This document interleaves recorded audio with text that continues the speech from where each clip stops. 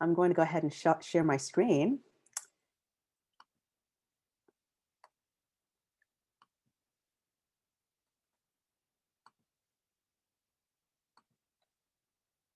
My name is Jennifer Webb, and it is such a delight, and I'm just so grateful to be here with you today. Thank you for taking time out of your schedule to join me as I talk a little bit about and consider along with you ways that we can continue to foster realizing yoga's reach to diverse populations. And we're really fortunate to be able to do this in the Give Back Yoga University virtual campus this time around, which I'm really excited about. And I encourage you, for those of you who might have other interests, to take a look at the other opportunities that Give Back Yoga University is offering. And by you contributing today, you're actually contributing to actually helping to realize yoga's reach to diverse populations through Give Back Yoga University and Give Back Yoga Foundation. So again, thank you.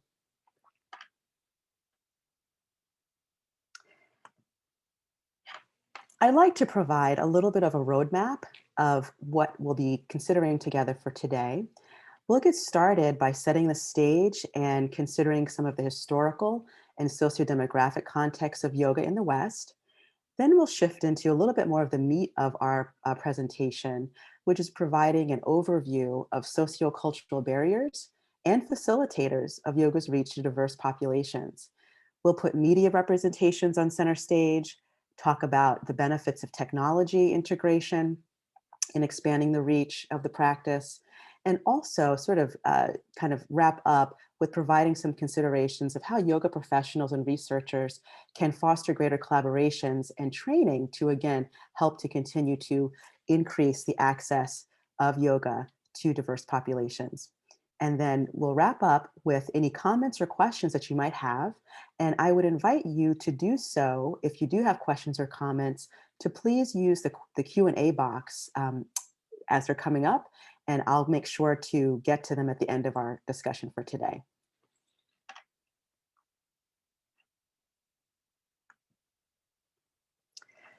So I wanted to start off with a little bit by recognizing that Swami Vivekananda and Indra Devi are among the key figures and leaders in helping to bring yoga to the West. There are certainly others.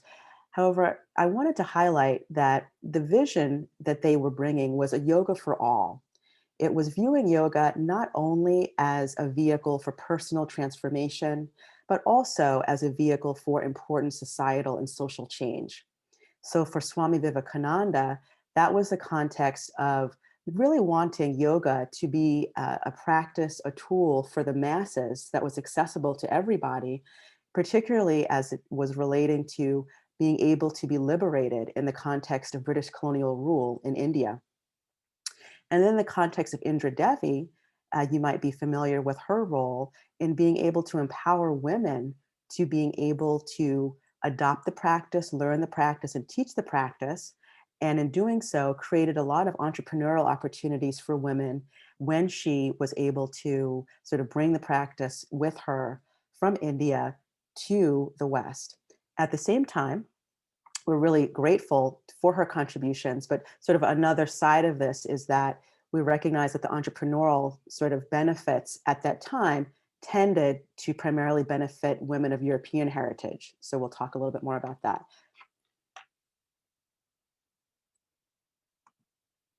So many of us are aware that the interest in the practice of yoga in the West has really grown tremendously in recent years.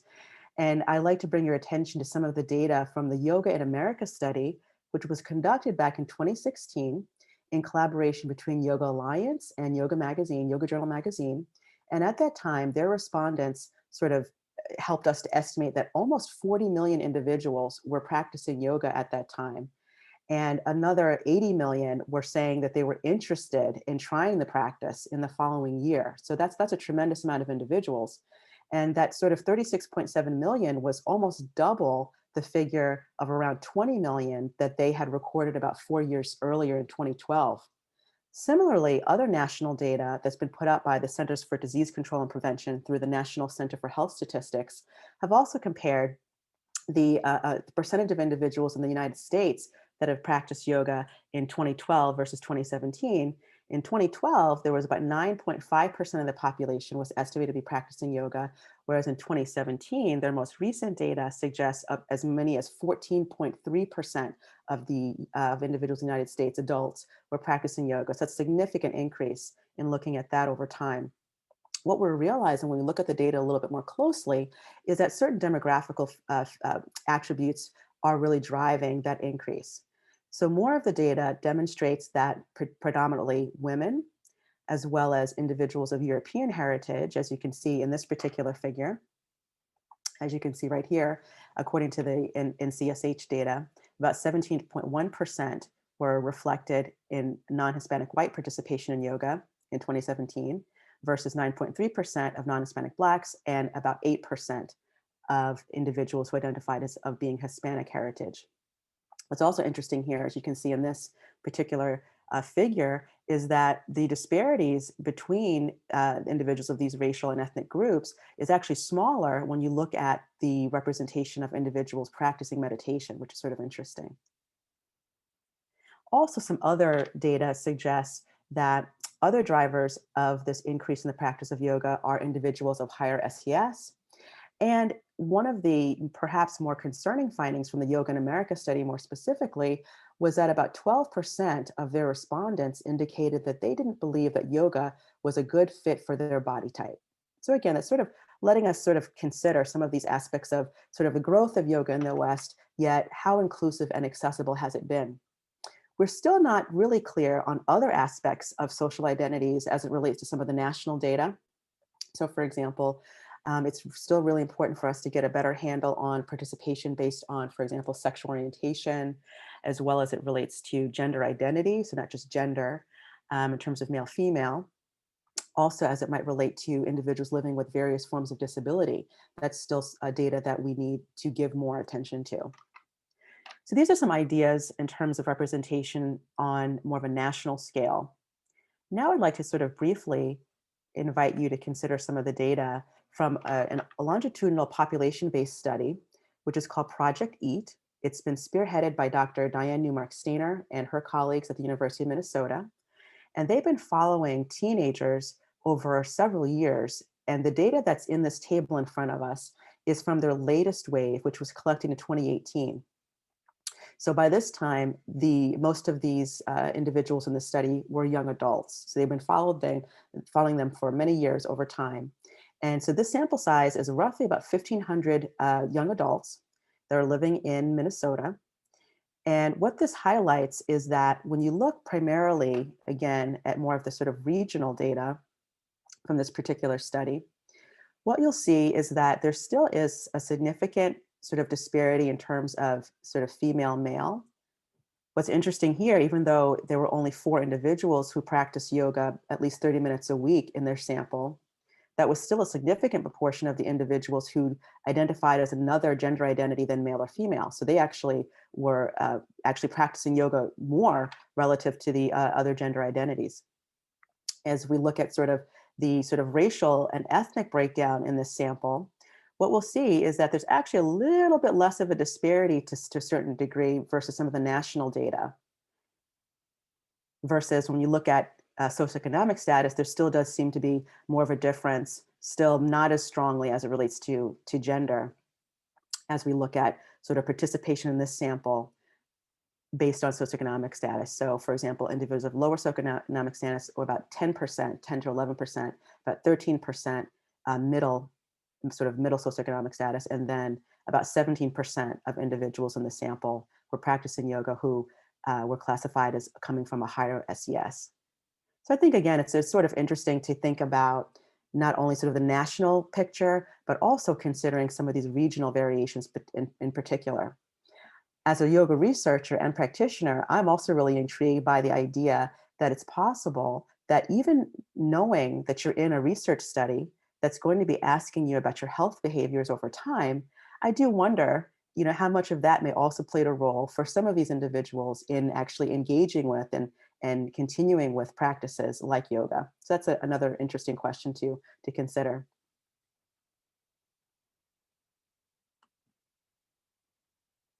So speaking of research, what I'd like for us to also maybe consider is that Yoga research could be viewed as one of the vehicles that can help improve and bolster access to the practice. I wanted to highlight on the next two slides some of the research that's been done that has taken much more of a sort of community-based participatory action research, which definitely emphasizes much more of an egalitarian approach to the research process.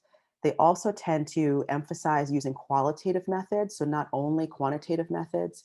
And they really want to partner with the individuals in the research with their participants, as opposed to just sort of coming in, being viewed as the expert. So we're really sort of co-experts in the process. So this first study yielded a lot of really rich insights, and it was conducted by Dr. Christine Spadola and colleagues a couple of years ago. And the title of their work was Enhancing Yoga Participation, a qualitative investigation of barriers and facilitators to yoga among predominantly racial, ethnic minority, low-income adults.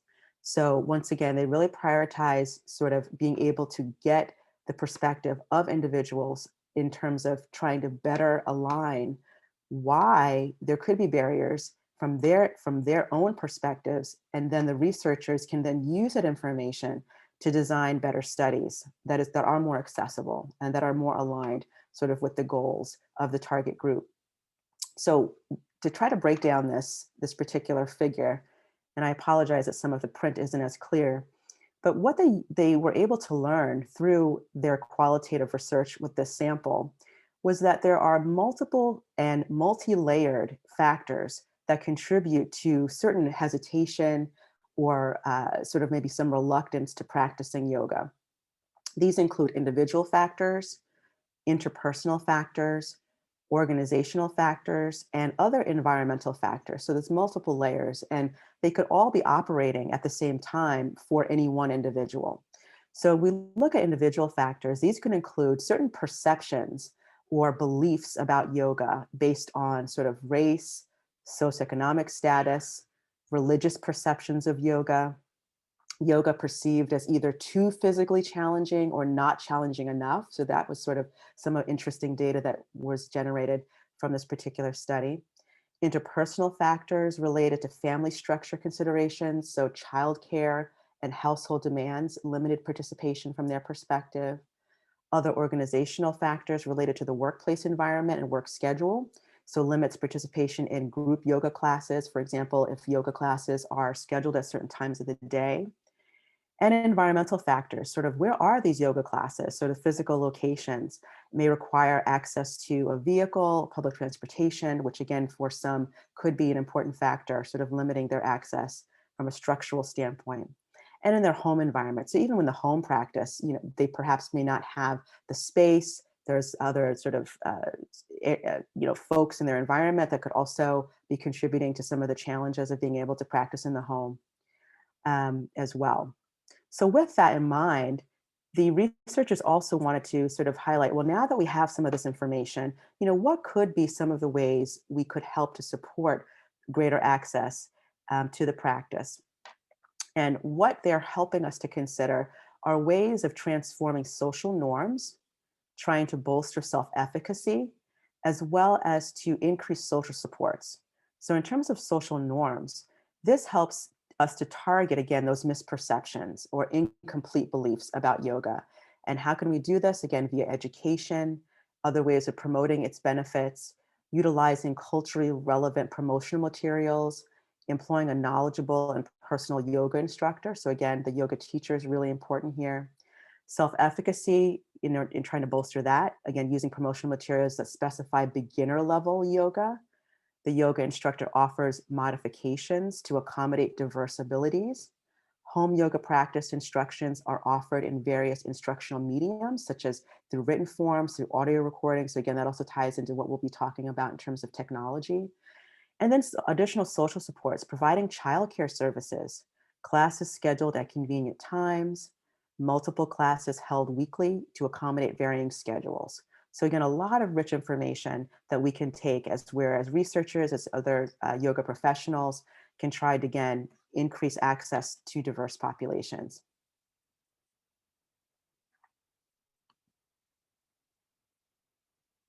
This was another study conducted by Dr. Spadola and colleagues, where they were also, again, using qualitative methods to gain the perspective on a yoga intervention for adolescents of racial and ethnic minority status, more so in the context of an outpatient mental health treatment.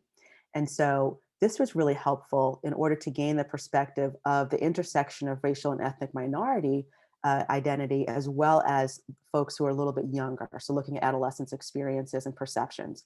So this is on the recruitment side. So what they found, again, in talking with these adolescents, was that there was some diversity in the perceptions of yoga, sort of not being ability inclusive, not being body inclusive, insufficiently stimulating. That was sort of one way of sort of saying that they weren't sure that it was going to lead to the level of sort of I guess how they envision what's like quote unquote exercise is supposed to be like.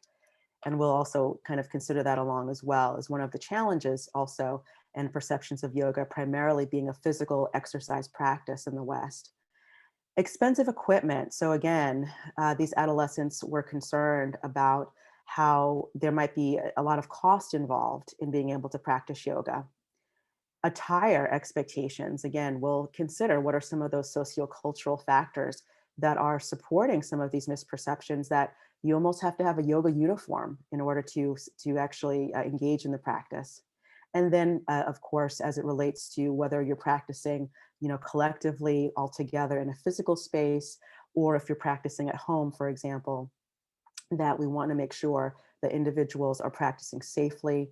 And again, we're recognizing different ways that accessibility can be considered.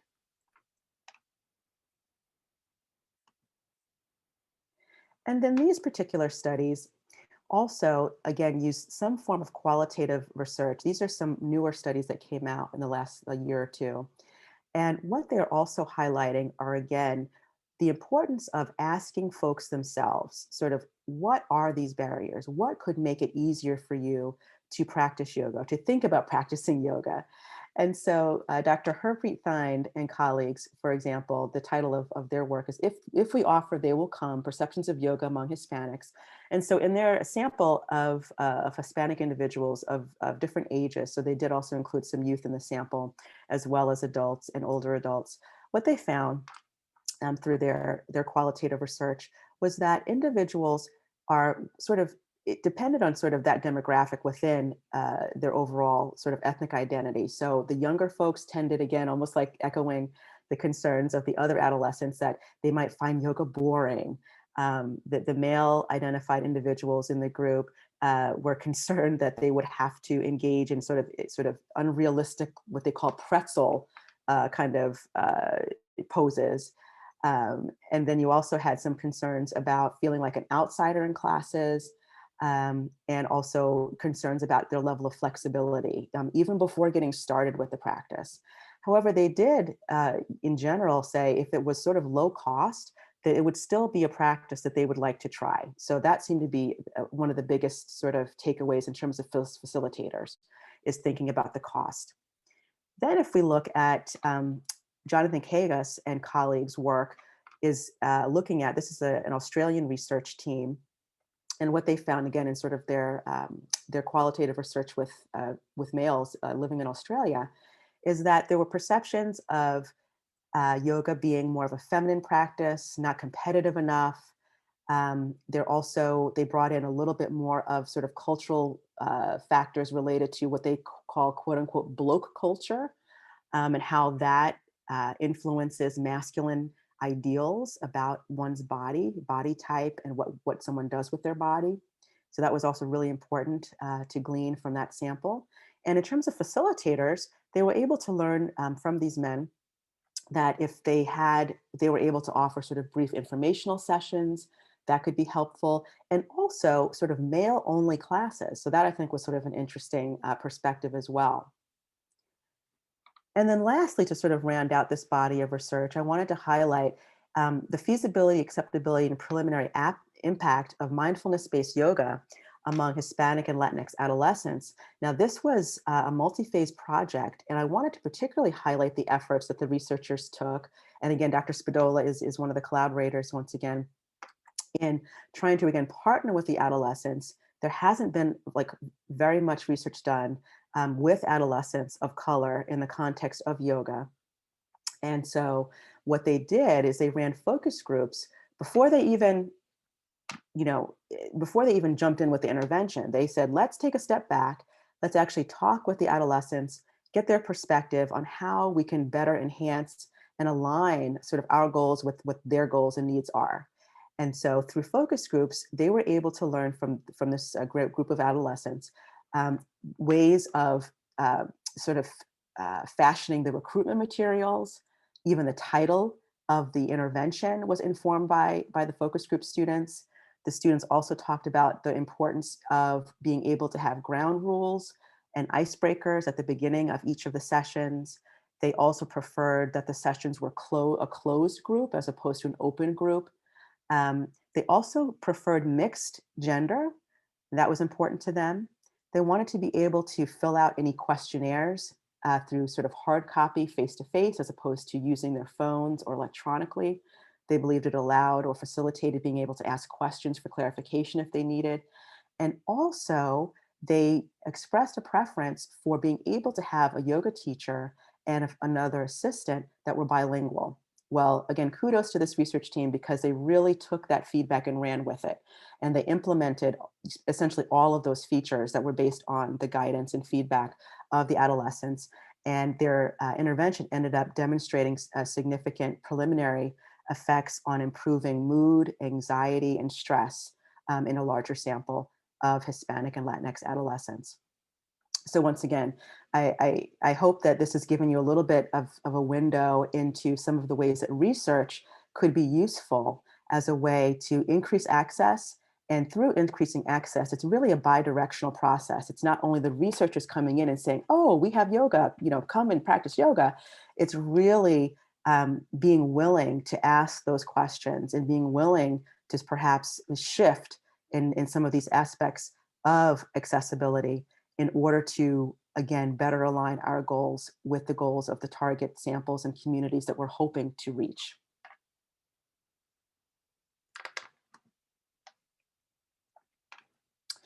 So now that we have some of that background in terms of some of the yoga research and some of the perceptions and misperceptions of yoga and the practice of yoga in the West, clearly want to highlight that media representations are sort of one of the major factors that helps to fuel some of those misperceptions. So of course we have celebrity and fitness culture. So we have in the middle there at this yoga center, the individuals is asking which celebrities do this type of yoga. And so I think that really does highlight, even though it's sort of a cartoon, that celebrities do have a lot of pull as it relates to perhaps endorsing certain kinds of health behavior, certain wellness practices. And so on the one hand, that's awesome that they have a platform. They're trying to, again, sort of pay it forward, shall we say. And even in the pictures I have here, for example, we have a little bit of gender diversity with Robert Downey Jr. and Russell Simmons, also as it relates to intersectional identity with Russell Simmons' sort of a racial identification. And yet, at the same time, there's also some concerns about how celebrity being fused with yoga may also unintentionally, again, give rise to some of those beliefs about that you have to have a certain amount of income or wealth in order to be able to access the practice.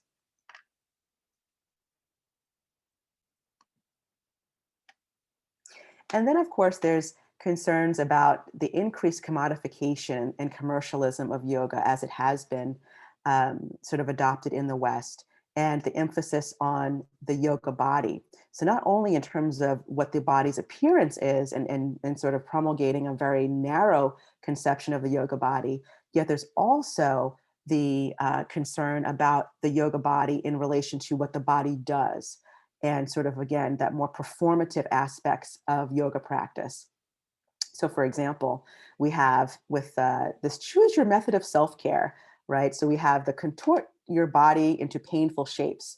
So again, we might chuckle a little bit about that, yet for individuals who are have less exposure to the practice and they're sort of seeing these kinds of images, that could be a perception of the practice that yoga is associated with pain.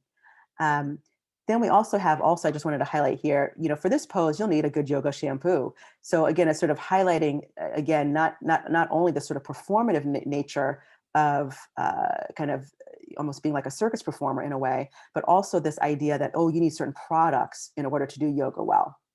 And in the middle there, this was, kind of an interesting ad from a couple of years ago from Abercrombie and Fitch. And it said, introducing the new Perfect Butt Yoga Collection, created to give you the perfect butt. So no matter where you're going, your seat is always first class. Yes, that was an actual ad. And again, thinking about how the yoga pant in and of itself has sort of almost become so ubiquitous, sort of part of this athleisure culture, which I think is really interesting. And so on the one hand, it grew out of sort of perhaps sort of the alignment with it sort of maybe needing to be used as part of practicing yoga for some. And also, again, we know that there's a whole range of prices as it relates to different kinds of quote unquote sort of yoga attire. So again, there could be some unintentional messaging there. Here, again, this doesn't seem very unintentional. It really is focusing on sort of more of an objectified experience of the body, which again is sort of fusing with the practice of yoga, which can be really, really concerning.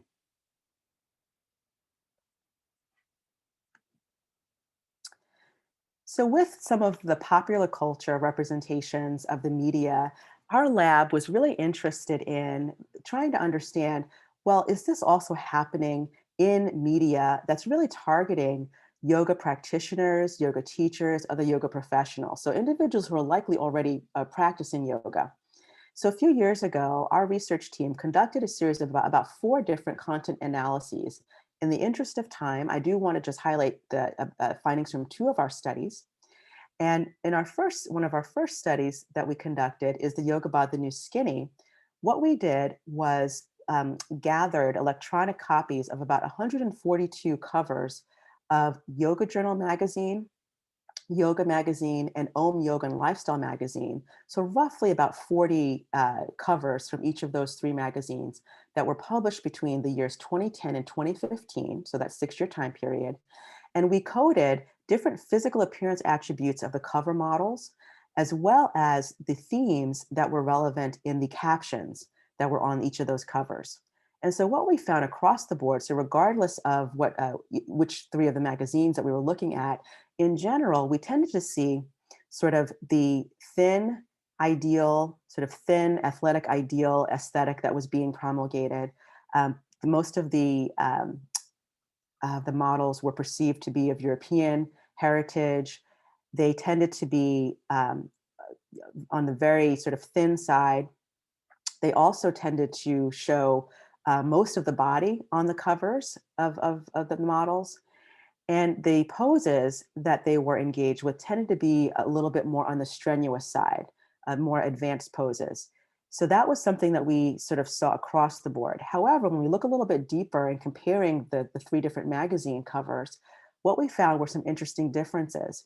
So on average, for example, the yoga magazine covers tended to actually have less of the cover model's body visible. They actually tended to have more glamour shots, which were sort of bust up images. And also, obviously, there were, in relation to that, there were also less advanced sort of yoga poses, which was interesting. Om yoga and lifestyle tended to have caption themes that tended to be more highly aligned with more social activism and spirituality relative to, for example, Yoga Journal. I also wanted to highlight that across the board, that there tended to be this mixed message of body competence or body functionality in the captions, as well as commercialism. So these were sort of both represented pretty well. And then if we also look specifically at Yoga Journal magazine, there tended actually to be less emphasis in their cover captions on themes related to physical appearance and weight and commercialism relative to Yoga magazine. So that kind of gives you a little bit of an idea that there were some sort of general findings across the board, but also within these various yoga lifestyle magazines, there are also some interesting differences. And then I also wanted to highlight some of the work spearheaded by one of my former students, Dr. Erin Vanosky Thomas, who's at Georgia State University. and part of her work with us, and in collaboration with her former advisor, Dr. Jan Warren Finlow, was sort of looking at, again, 2 years worth of Yoga Journal magazine. So a thin slice, which is really important to keep in mind, of the Yogapedia section of that magazine, which provides sort of practice suggestions for individuals who'd like to engage with the practice at home, for example.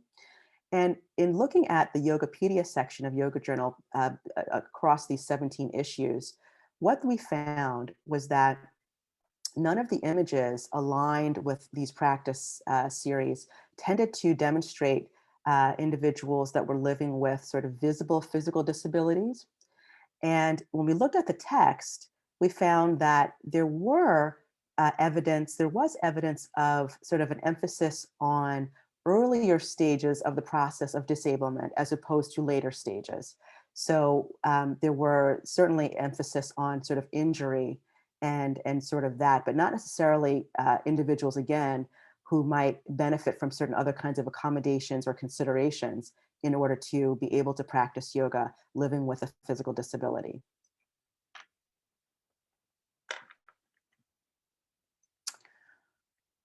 And then I just wanted to highlight again that there also are sort of replications of our findings from our lab as we look at the broader social media culture. And so there have been research that's looked at, for example, hashtag yoga, as well as other hashtags like hashtag yoga body. And what they found, again, that there's a strong emphasis on the physical nature of the practice. There's very little emphasis on the traditional teachings of yoga.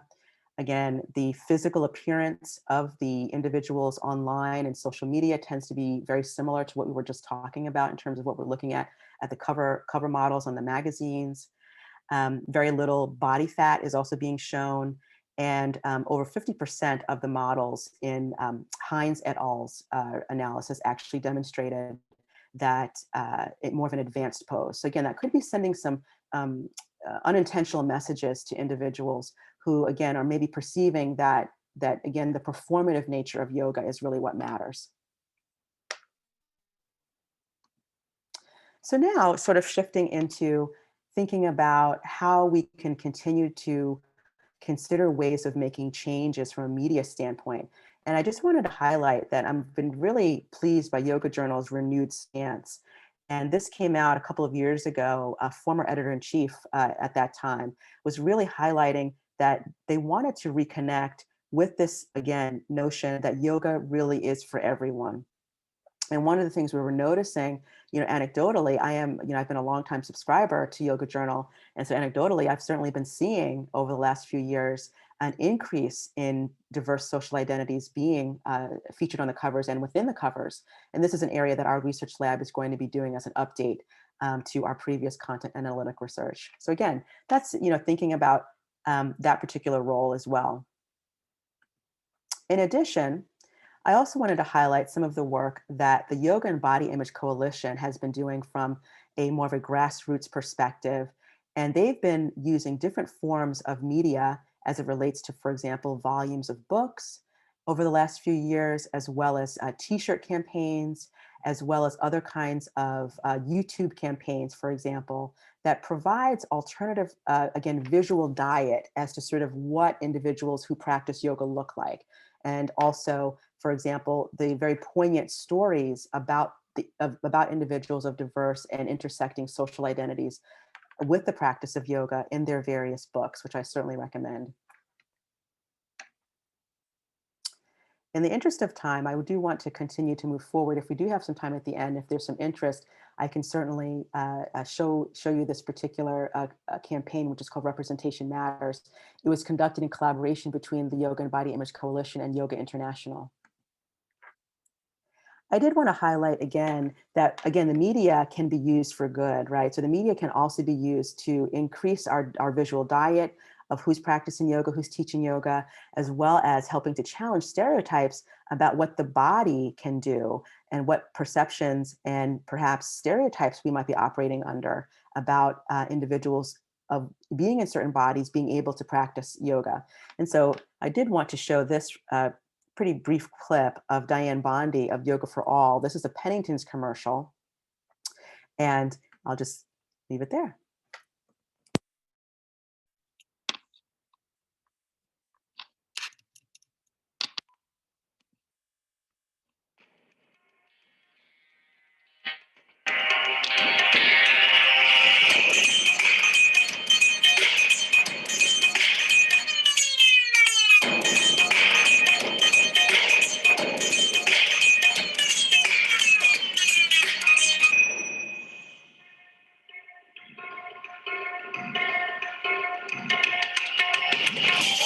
think you're hot? Do you even squat? Can you stretch, do the twist, catch your breath and make it drop? All the coke in your trunk going rock, beady bum. Can you spit? Can you rock? Yes, I think I'm hot. Honey, I can squat, I can stretch, do the twist, catch my breath and make it drop. I ain't gonna compromise, lay it back to this. Whole lot of women in the know that you're loving it.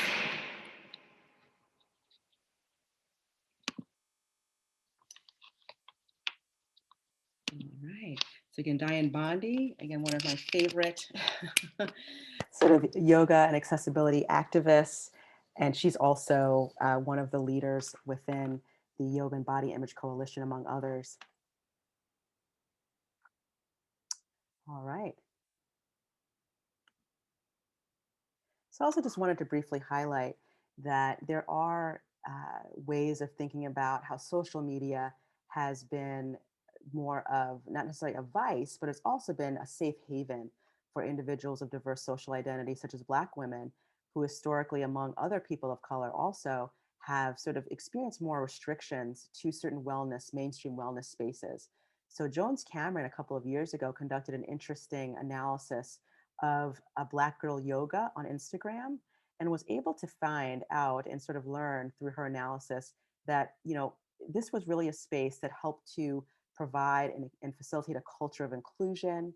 There was a greater appreciation for individuality, and it also helped to decenter Black women's experience of marginalization. So these are all positives and motivations for why individuals were engaging in the practice of yoga online. And we also conducted an analysis sort of looking at the experiences of individuals who were practicing yoga as well as other kinds of fitness related activities in social media on Instagram. So we compared some of the attributes of the posts of individuals posting to Curvy Yoga as well as Curvy Fit. And what I wanted to just briefly highlight is that we found that individuals who posted to Curvy Yoga on average tend to be in larger bodies and also had larger body shapes, whereas individuals who tended to post to Curvy Fit tended to focus more on appearance and weight loss. So again, not all curvy on Instagram is necessarily made the same. So I think that was really important for us to sort of highlight that there was much more size and shape diversity among individuals who were posting on Curvy Yoga than on Curvy Fit. Although overall, there was a lot more representation of individuals of diverse racial and ethnic backgrounds across the board than you might find in more traditional Fitspiration contexts. And then how about the next generation? I just wanted to briefly highlight that, as long as Barbie has been around, just in the last couple of years, she's now almost fully jointed. And so it's been interesting thinking about how dolls are a form of media as well, and how they could be used to help children perhaps motivate their interest in the practice of yoga. And in the middle here are some of the dolls from As I Am, as well as a book by the founder of As I Am Yoga. And again, I really applaud efforts to increase more of the perceived sort of racial and ethnic diversity of these dolls. But as you can also notice, again, there's still an overemphasis on very, very, very thinness, even within, for example, this book that's targeting children. So that's also concerning. So we have some progress, but also some room to continue to grow. Briefly, our lab also wanted to sort of harness the power of technology. Like many of us who've wanted to continue our practice amidst COVID, we've really had to shift to considering how different forms of technology might be able to help us to do that.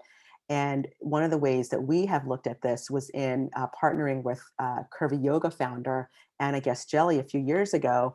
And in this 4-week online program with individuals, young women at UNC Charlotte, who had a body mass index of 25 or greater, we invited them to participate in working with 3 of her 15-minute videos.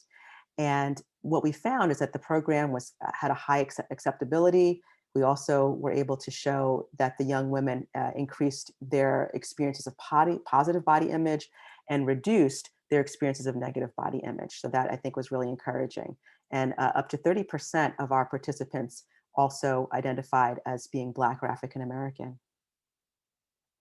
We have another study on the horizon, and this is going to be able to use Jessamine Stanley, another again very pioneering advocate in this space. She has an app that's out called the Underbelly, and so we're going to be planning for this study currently to hopefully conduct it in the fall, where we will be looking at the experiences of 30 Black college women, half from UNC Charlotte and half from our partnering HBCU at A&T State University in Greensboro, and we'll ask these young women to use her app for 8 weeks, as well as to engage with her self-help book, which is called Everybody Yoga. We'll be conducting some mixed methods. So we'll be looking at, again, acceptability and feasibility, as well as looking at measures of embodiment and well-being over time. So to kind of just transition, I know we're sort of short on time, is this idea of how can we continue to increase the reach of yoga? And again, research is sort of one way we can do that. And one of the ways that my students and I also, after conducting more of a critique of the literature of yoga and embodiment for diverse identities, we really wanted to encourage this idea of self-assessment, both for researchers as well as practitioners and professionals, and reflexivity. So really thinking about what biases and stereotypes may be operating. So being willing to do more of the inner work. Could I benefit from additional mentoring and training? If so, do I have access to these resources? What am I ready to commit to doing? And then clearly there's so much opportunities now to foster partnerships and coalitions for more of this community-based participatory research and social action between yoga professionals and yoga researchers. And so with that, I just wanted to briefly highlight some of the findings of a study that we've been working on, and it's actually ongoing. So for those of you who might be interested, feel free to contact me and we'd love for you to participate.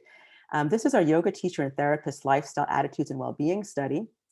And in this study, we were able to, so far, based on sort of a sample size of 144, we have about 21% yoga therapists. And as you can see, some of the demographics there. We're also grateful that we had representation of about 20% sexual minority and 6% of individuals with a physical disability.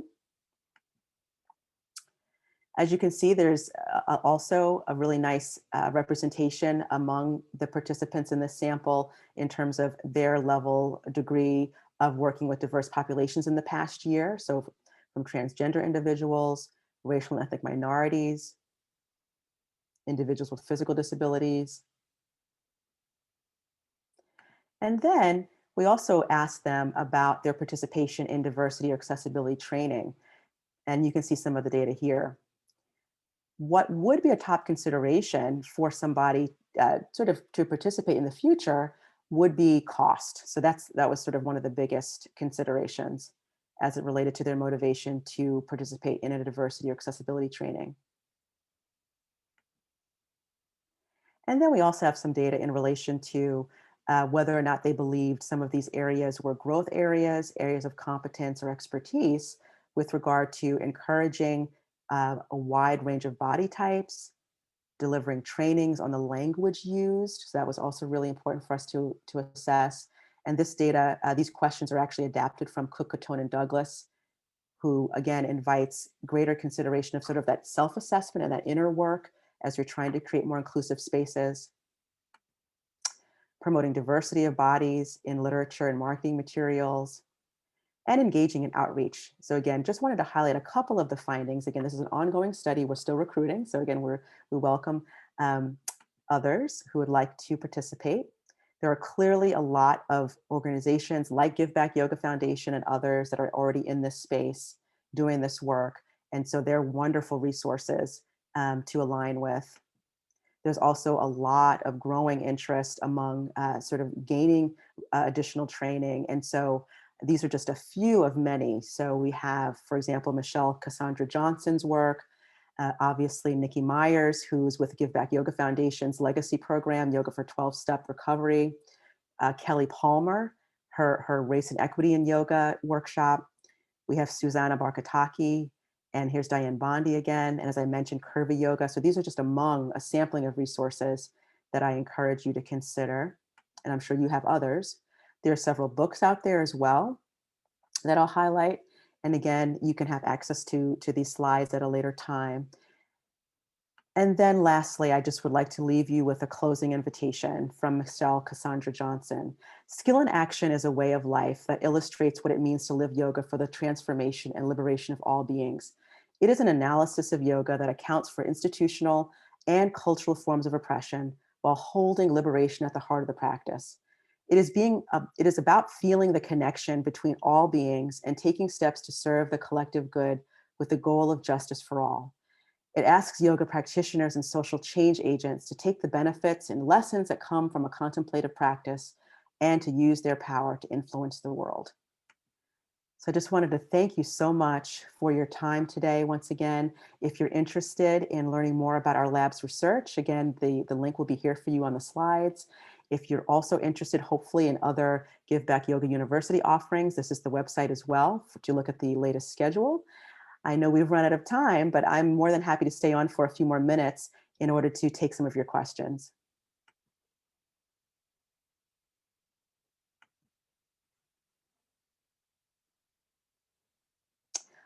Ah, thank you, Rob. So I think, I think things that Give Back Yoga University is sort of at the forefront of that as it relates to creating opportunities for individuals to learn more about not only how to, it's like they say, if we offer it, they will come, but sort of recognizing what is getting in the way of folks coming. So it's not only about necessarily that physical space that opens up, but for example, are we putting more of the time and energy into recognizing the need for greater diversity among those who are teaching teaching yoga as well. So I think that's really important. And as I mentioned, it's interesting. We're living in we're still in sort of the COVID pandemic life.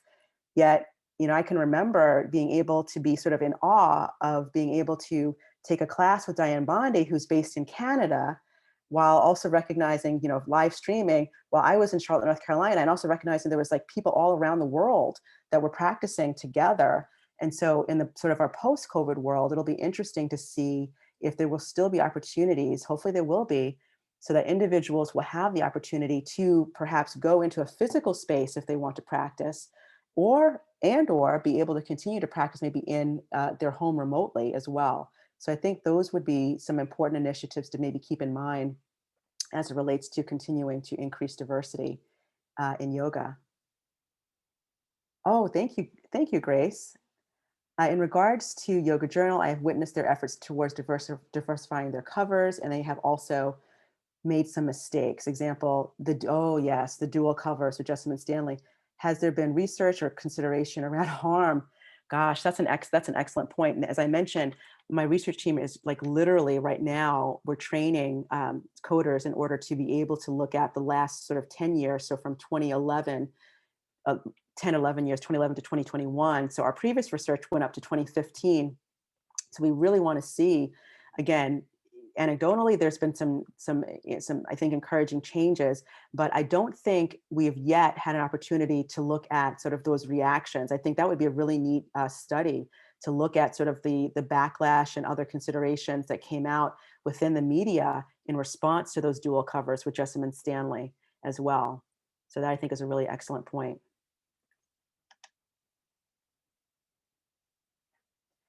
Any other questions I'll be happy to address before we close for today? Yes, it's great. Thank you so much, Grace. It's awesome. Well, again, thank you so much for your time. And again, feel free to reach out for additional consultation or collaboration.